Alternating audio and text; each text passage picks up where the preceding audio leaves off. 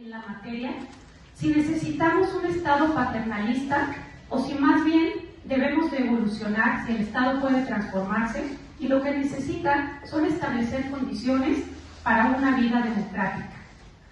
Por otro lado, les comentaba que también nos lleva por una visión histórica, porque nos habla desde la Edad Media, hace referencia incluso a los Tudor, nos habla de sistemas políticos distintos, como el Common Law, que en mi caso, al ser abogada, pues me llama la atención, y nos enseña cómo esto ha impactado tanto en la vida social como política.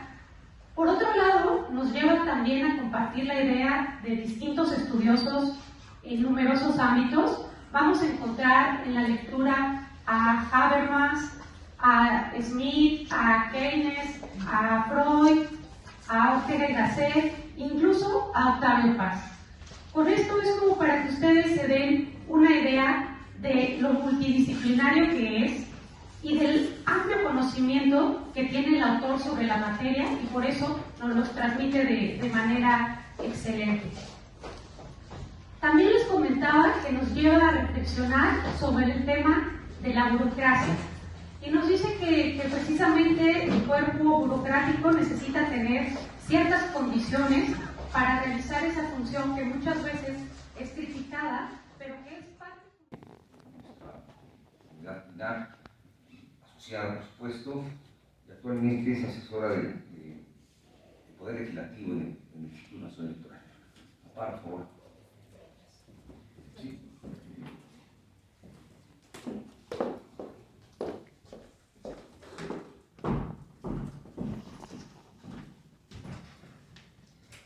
Gracias, hola, muy buenas tardes a todas y todos. Agradezco la invitación y felicito al doctor Luis Miguel Martínez Ansúrez, mi maestro y amigo, por invitarme, por escribir tan interesante tema, a todos ustedes que están hoy aquí, por estar escuchándonos un ratito. Este libro tan interesante lleva el título El Estado para el siglo XXI, una nueva misión para la gestión de la vida colectiva, el cual me parece que es pues muy pertinente y necesario ante el contexto que nos encontramos hoy, que es cambiante e incierto, y todos ustedes sabemos el contexto en el que está nuestra situación nacional e internacional. La reflexión a lo que nos lleva el autor acerca de la democracia, de la administración pública, de la burocracia, desde sus orígenes hasta la modernidad, nos hace recordar la verdadera razón de Estado, esos valores, principios, normas y entrelazamientos que llevan a la gestión de la vida colectiva. Lo voy a ir explicando. Esta reflexión se va a presentar de manera, pues como les dije, muy oportuna en estos momentos de cambio, de polarización, de incertidumbre, y donde hay muchas simplificaciones conceptuales, ¿no? Por lo que su lectura pues es indispensable para contar con cimientos de orden, de funcionamiento de la sociedad y de la conceptualización de los componentes del propio Estado.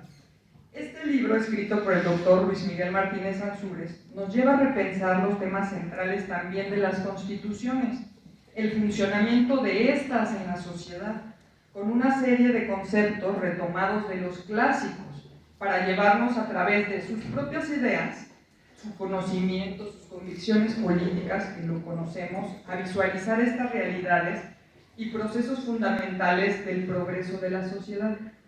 Luis Miguel, con su agudo sentido, nos dice que reflexionar y analizar pues son un imperativo académico, pero también es una exigencia política e intelectual de nuestro tiempo, cosa que él hace con este libro.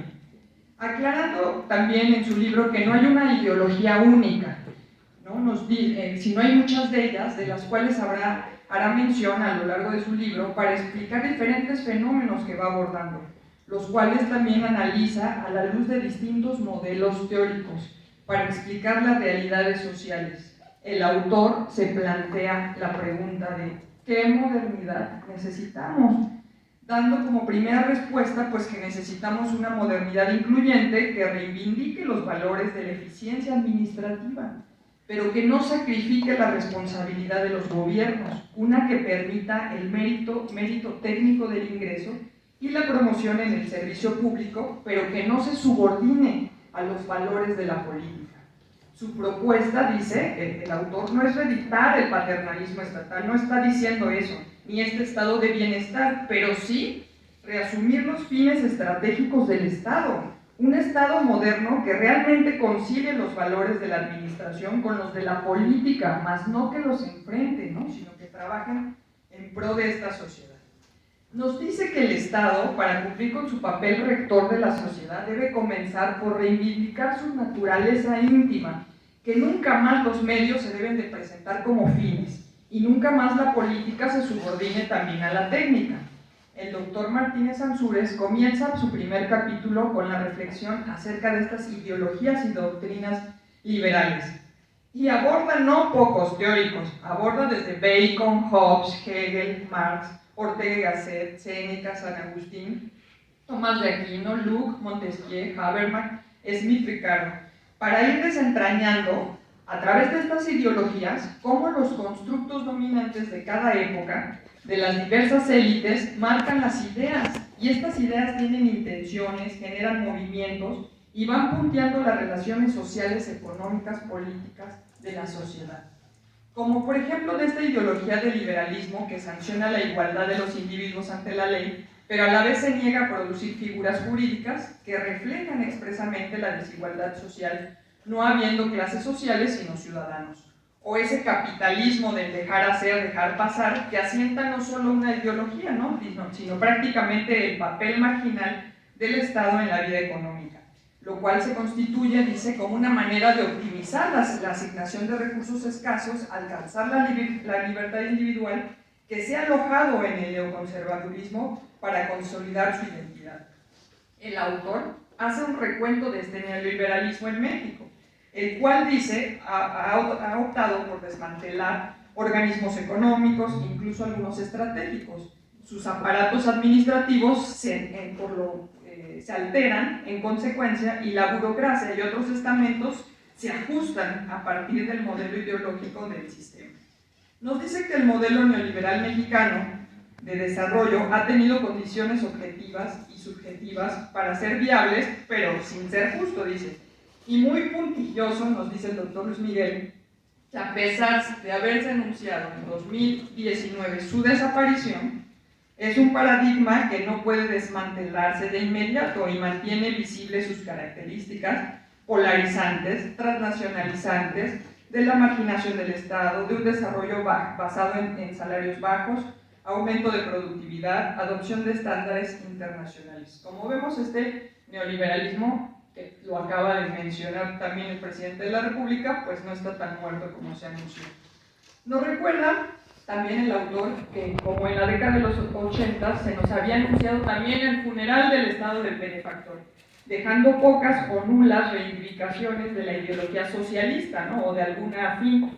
Pero los modelos de participación estatal que parecían haber sucumbido también han recobrado nuevos argumentos a la vez que el neoliberalismo los ha ido perdiendo. Entonces también se pregunta, ¿pero qué alternativa le va a México? ¿No? Y nos dice que no podría basarse en restablecer ese estado de la revolución con más o menos retoques, y visualiza que el discurso y proyecto nacional se le ha opuesto también a un corte keynesiano, o como algunos lo han de acusar, pues populista o socialista estatista, que cualquier modelo que surja deberá demostrar su capacidad, ¿no? Llámesele como se le llame, para asimilar los imperativos de la globalización, puesto que es innegable la realidad y el marco general, pues, de sus relaciones. Que el fracaso de los modelos estatistas previos obliga a repensar seriamente la eficacia de estos modelos. La realidad posmoderna actual presenta este punto de inflexión con probabilidades múltiples. La administración pública debe estar, por tanto, preparada para la transformación. Como ven, hasta aquí, qué interesante, y apenas voy en el capítulo 1, y son 8. Por lo que espero que estas breves palabras en verdad los incite a comprarlo y leerlo, porque como ven, está más presente que nunca estas preguntas de qué Estado necesitamos, y más con este sistema neoliberal que según ya no está, transitábamos en él, pero sí transitamos, pero ahora sin corrupción. En el capítulo 2, intitulado Los requisitos de la modernidad. Gracias, Orlando. persona corrió un chisme en las redes de que Joaquín anda por ahí, no hagan caso a eso.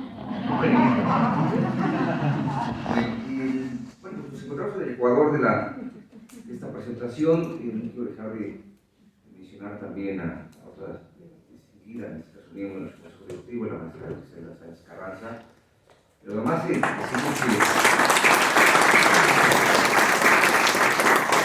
desde la mañana seguramente se enteraron por la página que tuvimos nuestra 13ª sesión de Consejo Directivo, entonces con más razón pues agradecerles a quienes están presentes, la vicepresidenta, la reina,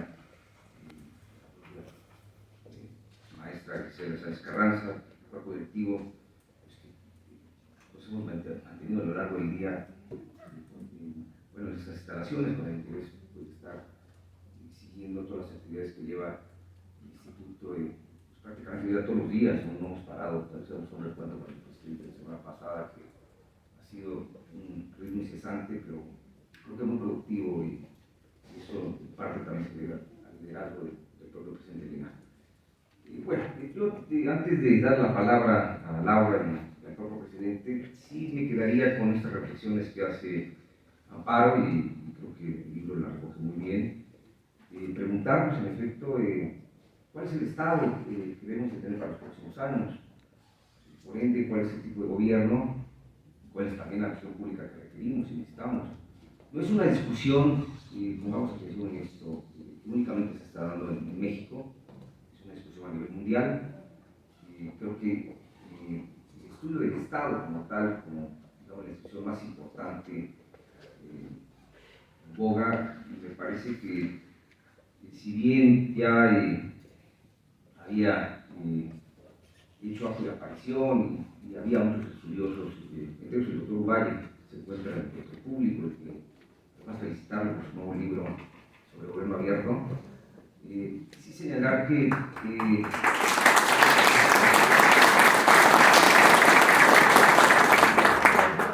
me parece que con la pandemia este tema adquirió mayores bríos, un mayor auge.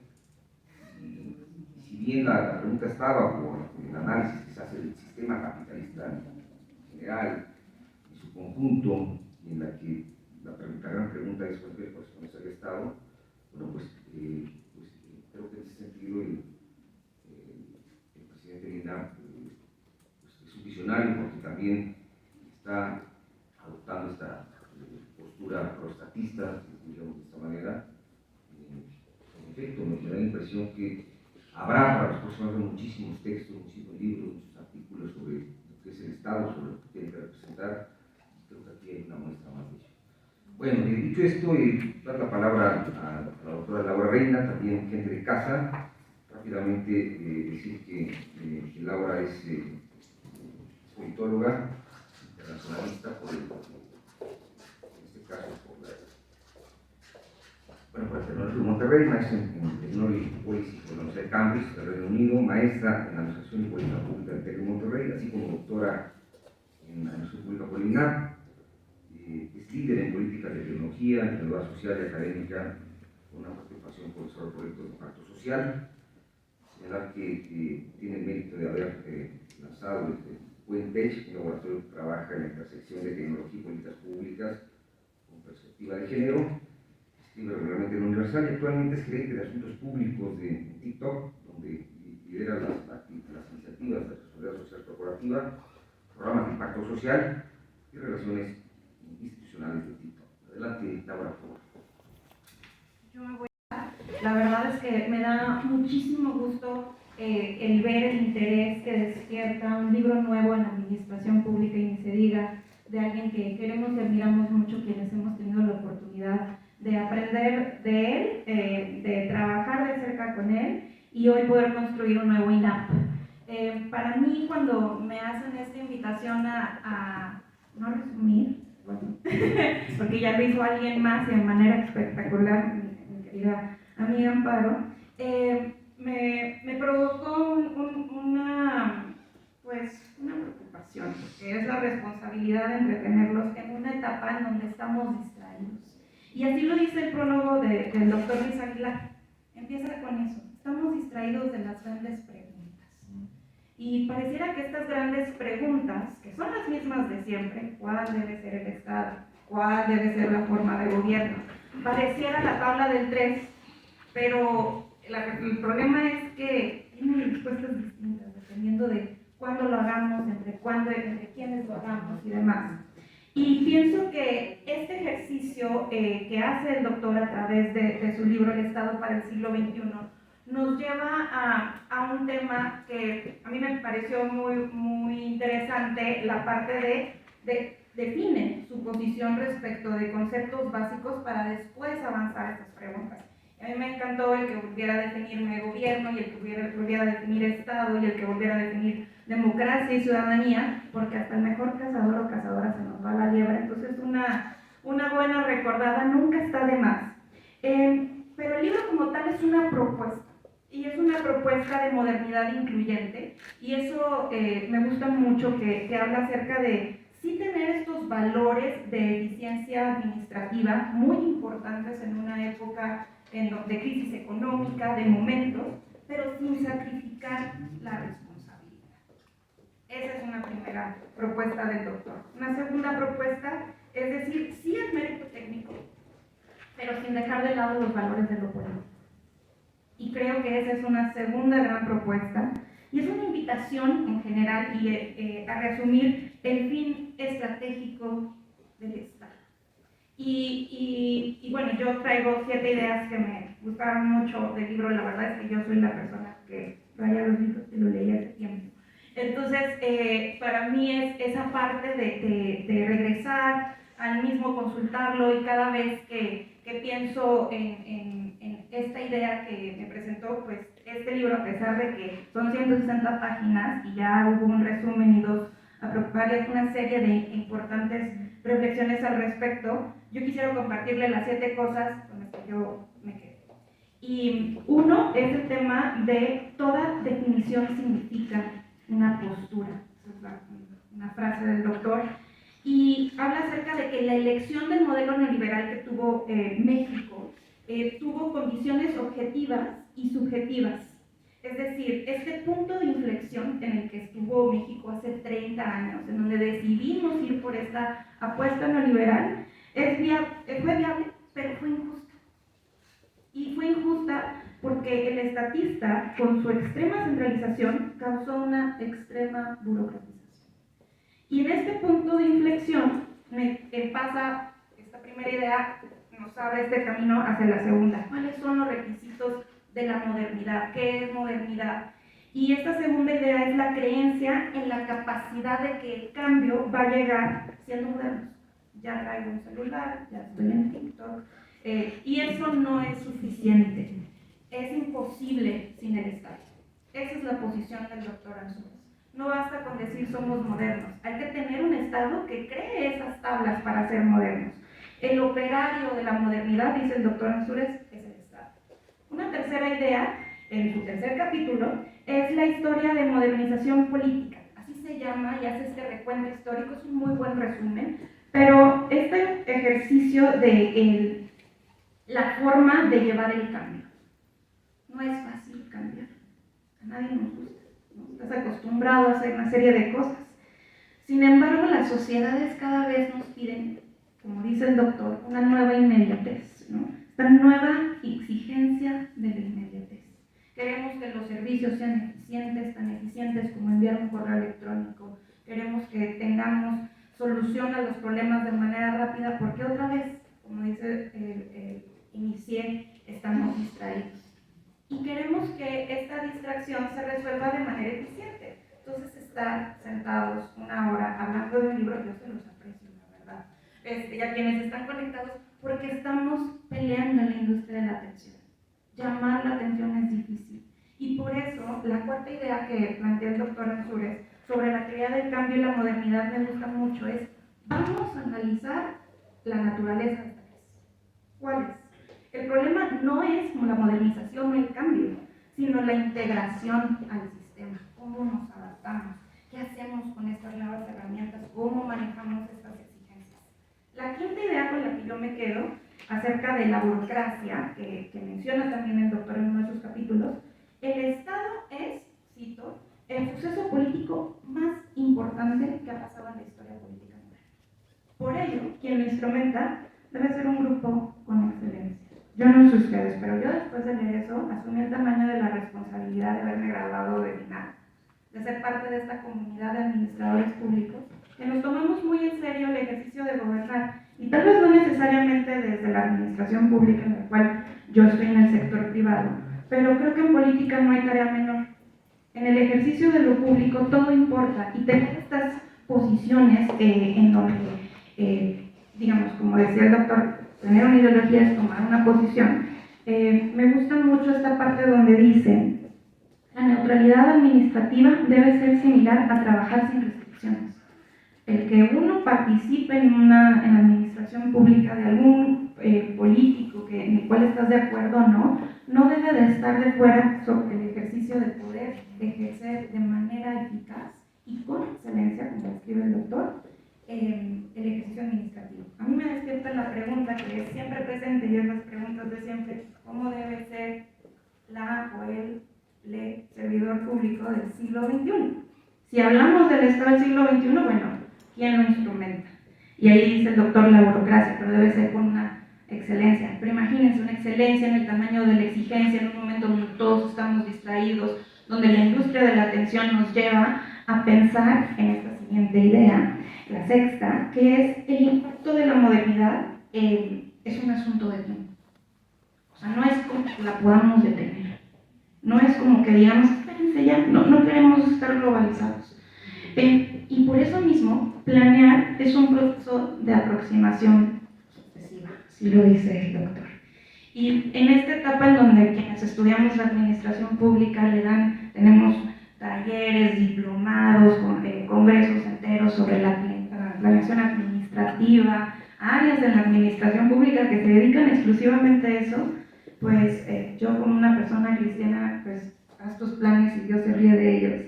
Pues yo creo que también la ciudadanía tiene ese ejercicio, ¿no? De, pues uno hace sus planes como servidor, servidora pública, y uno tiene que planear, y aproximarse a esa sucesión.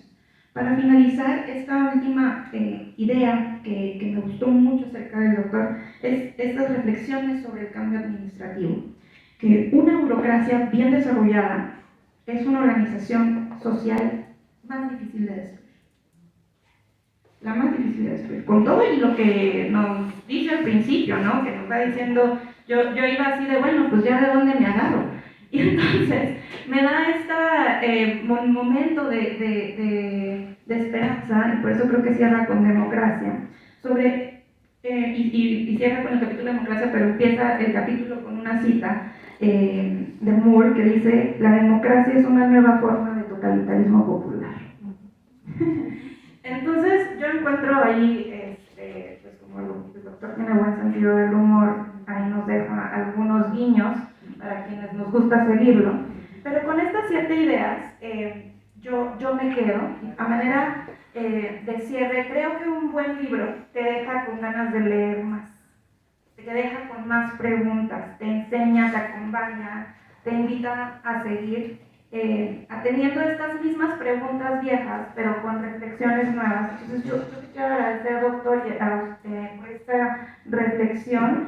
Yo me quedo con la invitación que nos haces a seguir pensando estas viejas preguntas, pero desde un momento y desde una posición con mucha responsabilidad, pero sobre todo con una oportunidad esperanzadora de tomar acción de una manera distinta. Muchísimas gracias.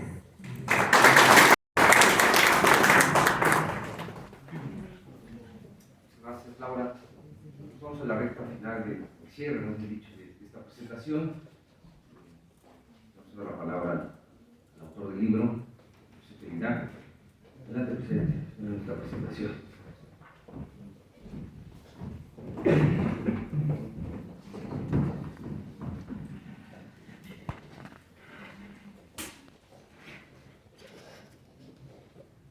Bueno, teníamos pendiente presentar este libro, lo presenté el 1 de diciembre del año pasado en la Feria Internacional del Libro Guadalajara. Me lo editó la Universidad de Guadalajara para evitar malos pensamientos de que yo me publico solo. quienes me acompañan en esta presentación, asociados, colaboradores y lectores en general. Todos son bien recibidos. En particular me congratula de partir con quienes me acompañan, la doctora Amparo Brindis, Laura Reina y Vanessa Suárez, todas ellas graduadas en el instituto, alumnas mías e interesadas en el devenir y prospección del Estado bajo nuevos paradigmas. Gracias, Rafael, por ayudarnos en esta dirección. Quisiera iniciar con una pregunta que me formulé a modo de monólogo interior y a propósito del libro que nos reúne el día de hoy. ¿Qué Estado habría sin nosotros, sin quienes estamos presentes el día de hoy? Seguramente ninguno, porque el Estado lo creamos nosotros. Es la mejor organización que pudimos fundar para asegurar la vida en sociedad. Su existencia no está en duda. De ahí el título de esta obra, El Estado para el siglo XXI, una nueva misión para la gestión de la vida colectiva. La pandemia nos ha recordado que nosotros, ustedes, la sociedad, es quien nutre al Estado y le da razón de ser. Puesto que la sociedad cambia, también la misión del Estado. De eso hablaremos hoy. Los postulados que propongo no son reeditar el paternalismo estatal, ni los esquemas de intervención del Estado de bienestar, sino cumplir los fines estratégicos del Estado, encabezar la marcha de una sociedad y no declinar ante intereses privados. Me refiero a un Estado moderno que concilie los valores de la administración con los de la política, no que los enfrente. Por eso, para que el Estado cumpla su papel rector en la sociedad, hay que comenzar por reivindicar su naturaleza, que los medios no se presten como fines, que la política no se subordine a la técnica. Para esta presentación me gustaría hacer un repaso acerca de las diversas influencias teóricas, ideológicas, doctrinales y administrativas que nos han traído a este momento preciso de la historia, a la situación en que el Estado, la organización política que nos hemos dado, se encuentra ahora frente a nuevos derroteros. Por tal motivo, quiero que tengamos claro que no tenemos solamente una ideología, sino muchas de ellas, las cuales se emplean para comprender y conocer el mundo. No tenemos esquemas acabados, sino distintos modelos orientados a percibir la realidad social. No hay un triunfo de alguna doctrina, todos explican parcialmente los fenómenos sociales. El significado del Estado y su nivel de preeminencia al margen de diversas ideologías deberá girar en torno a demostrar su capacidad para asimilar los imperativos de la globalización, ya que es parte de nuestra realidad y el marco en el que todo previve. La nueva ciudadanía de la que nosotros somos parte se ha gestado y desarrollado entre la incertidumbre del medio neoliberal, en el cual se construyen nuevas identidades y sujetos capaces de vivir en un ambiente caracterizado por la polarización, de riqueza cuartelada en medio de grandes extensiones de pobreza. Los valores de la autogestión y la falsa movilidad social han reducido a la sociedad a fuerza de trabajo, ya no dependiente del Estado, sino del mercado laboral. Esta es nuestra realidad posmoderna, urgente de reformulación. Por eso la administración pública debe estar preparada para la transformación.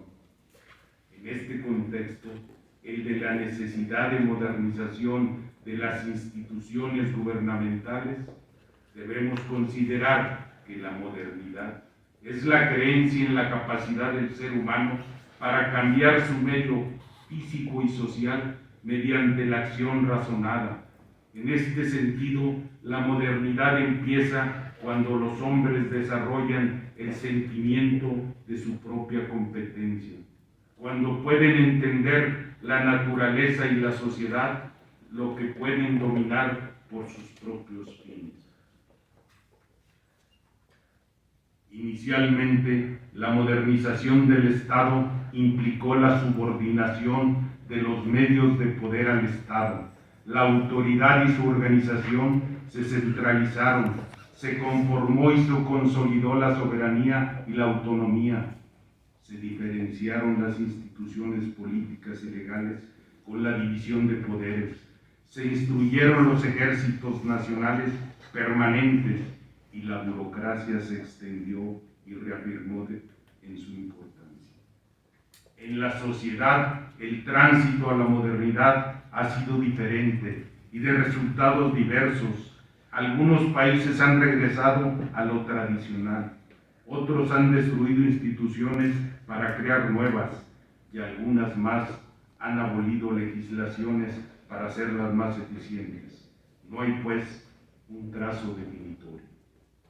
La perspectiva del Estado incluyó precariedad territorial, ausencia de consensos y legitimidad, invasiones, autocracia, autoritarismo, caudillismo y falta de un cuerpo civil uniforme.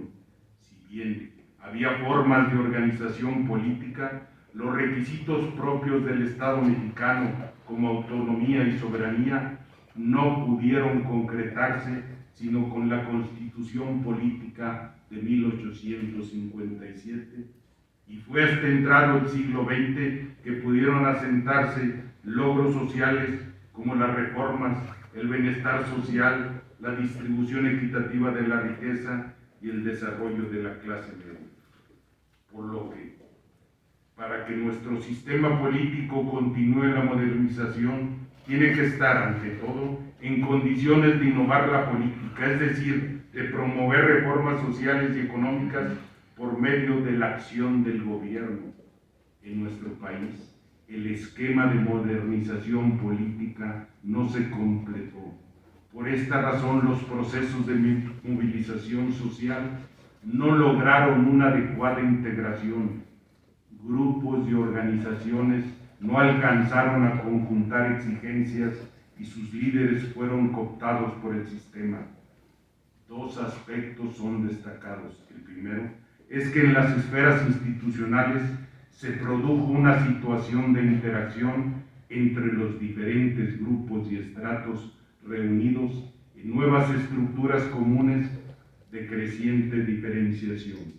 No obstante, no se generaron mecanismos adecuados para afrontar los problemas planteados por esa misma diferenciación. Tampoco los partidos o los distintos movimientos tuvieron el suficiente liderazgo para cuestionar esos intereses diversos y orientaciones políticas de forma ordenada, o para elaborar líneas políticas que recogieran las diferentes exigencias o demandas. Lo anterior era particularmente grave, ya que la continuidad y estabilidad de los regímenes modernos depende del nivel de modernización de cada uno de los diferentes estratos que forman parte del proceso, así como de su cohesión interna. Además, la incompatibilidad entre las élites y los estratos sociales más amplios puede impedir la modernización si no hay capacidad para absorber los cambios. Por esos vaivenes que pueden ser violentos, la burocracia calificada es el principal activo de una nación. Son quienes tienen el conocimiento necesario, las habilidades, la experiencia y la pericia, así como la capacidad para usarla en beneficio de las naciones. Aunque lo anterior pareciera tener sentido y lógica para los países, el intervencionismo estatal y la burocracia fueron cuestionados acremente. Empezó a cobrar importancia el neoliberalismo y México no fue la excepción. Se dejó al mercado la conducción de la economía con el argumento de que el Estado era ineficiente y que invadía las esferas privadas. Sin embargo, Ello se tradujo en una excesiva concentración de la riqueza y en el consecuente aumento de la pobreza y la marginación. Como resultado del crecimiento inorgánico producto del neoliberalismo, el sector público en América Latina presentó, entre otras, las siguientes rigideces o disfunciones en aquello relacionado con la diferenciación e integración estructural y funcional. Excesivo centralismo, funciones duplicadas y ámbitos vacíos, excesivo formalismo o legalismo, procedimientos ineficientes y sin coordinación y alta sensibilidad del aparato burocrático a las presiones ejercidas por grupos de interés. El neoliberalismo económico que rigió las políticas en México en 7 sexenios fue polarizante, transnacional, auspiciador de improductividad, bajos salarios, inseguridad, mutilación de derechos laborales. Por eso se plantea una modernidad incluyente que reivindique los valores de la eficiencia administrativa, pero que no sacrifique la responsabilidad de los gobiernos. Una que premie el mérito técnico del ingreso y la promoción en el servicio público, pero que no subordine los valores de la política. Por su parte, la democracia, aquella que Barrington Moore llamó una nueva forma de totalitarismo, es el procedimiento principal que consiste en la selección de líderes mediante elecciones competitivas. Weber lo definió en términos de la voluntad del pueblo y el bien común. La democracia define el sistema político siempre que la mayoría de los que toman las decisiones colectivas del poder sean seleccionados mediante limpias, honestas y periódicas elecciones en las que los candidatos compiten libremente por el voto. La democracia abarca 2 dimensiones: competencia y participación. Lo esencial de la representación democrática es que los representantes no sean concebidos como unos portavoces, agentes o comisarios, sino como intérpretes del interés público y como verdaderos árbitros imparciales y guardianes de la justicia y el bien general.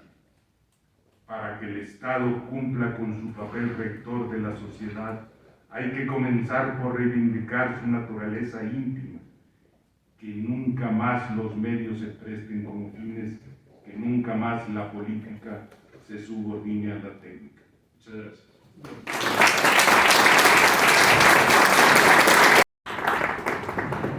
Gracias, doctor Martín Ansúrez. Bueno, pues con esta intervención vamos a dar por concluida esta presentación.